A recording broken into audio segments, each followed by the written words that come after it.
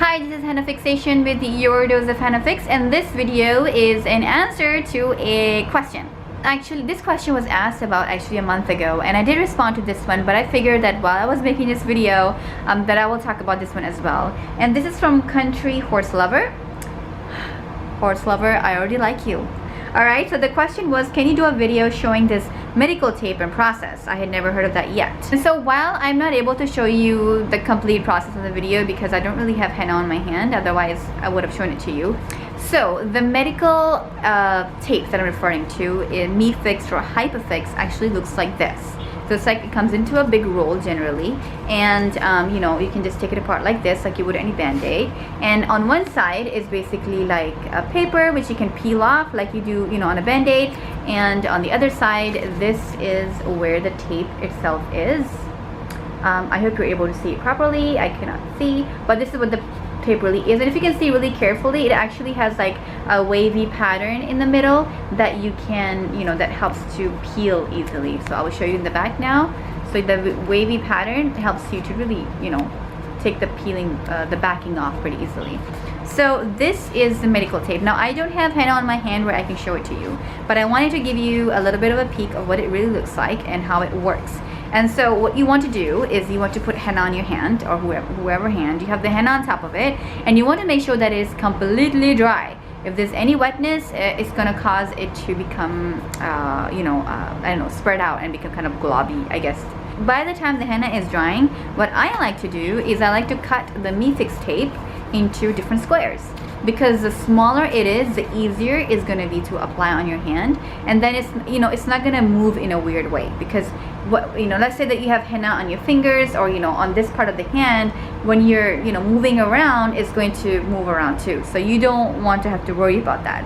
And so cutting it into little squares and applying it this way gives it a little bit more freedom of movement. Little bit. So I cut it into little squares. This was a bigger square because I recently did a lady's back, and so we put tape on top of it. So these were bigger squares because it was a back, but if it was a hand, I probably would do half of this size, depending. So definitely you play around with it and see what you like. So going back to how you do it, henna is completely dried, and you have your Me Fix or Hypafix tape cut into little squares, and you just take the backing off. I'm trying to do the backing off. So yeah, so you take the backing off like this. Please camera focus. All right, so the backing off comes like this, and I don't know if you can see how much it can really focus and show you, because over here there's like a little bit of, you know, holes in here which can help you the skin to breathe, which is why this tape is pretty legit. It helps the skin to breathe. And so you can put it directly on the skin where the sticky side is, and you just leave it there. So it just gets stuck, and you just leave it there like you do a band-aid.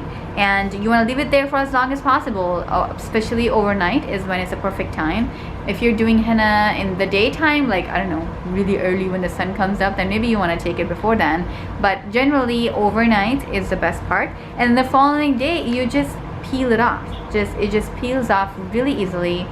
Peel it right off, and it actually, because the henna is dried already, it takes the henna, the dried henna flakes with it, so there is no mess, and then you see like an orangey or, you know, a darker stain, whatever, and then it kind of oxidizes. What you don't want to do is that you don't want to keep the tape on your skin for like 2 days, because then the henna is not going to have a chance to oxidize properly, and that is just not very good to do. So yeah, keep it overnight, peel it right off, it comes off easily, it oxidizes, stains beautifully, and it is perfect. The only key things to remember is to make sure the henna dries completely, and that, you know, you might want to cut it into little strips and put it, rather than putting it in a whole little strip, whole big strip. Like I mentioned before, this tape tends to be a little bit on the pricey side, so I don't use it that often. And you know what, I recommend don't use it on this part of the hand. Disclaimer, don't use it here. Firstly, you don't really need it, because the stain here is always super bright and super dark and super beautiful, so you don't have to worry about it. And secondly, I don't know why, I'm not sure exactly why that happened, but I actually did it on somebody, and we put it on her hands. It was a photo shoot, so I really wanted to be awesome and, you know, super dark, and before, that's how I learned it. It actually was very painful for her to take it off, maybe because of the contouring, maybe because, you know, we sweat a little bit and the palm of our hands.